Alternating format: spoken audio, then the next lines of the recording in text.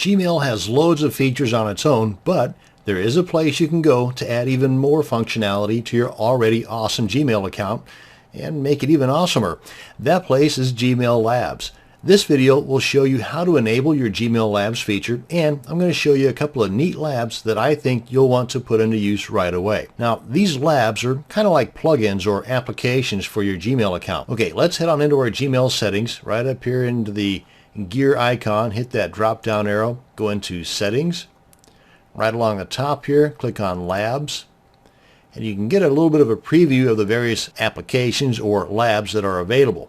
And all you have to do, if you like one, go ahead and click on Enable over here, come on down here and click on Save Changes. Now before we do that, I need to let you know that these labs can go at a drop of a hat without any notice. And of course they may also break or change, again, without any notice.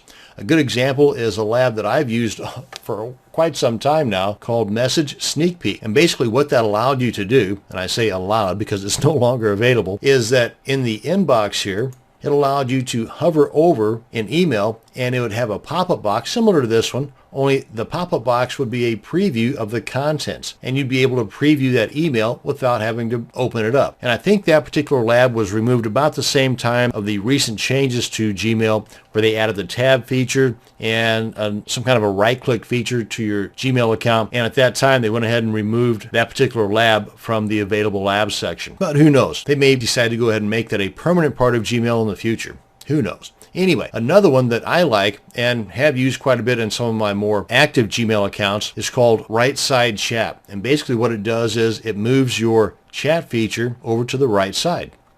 And if we start typing in here, it'll start bringing up over here those that kind of fits what you're typing in here. You know, it does the Google thing. And here it is right here. Go ahead and click on Enable. Click on Save Changes.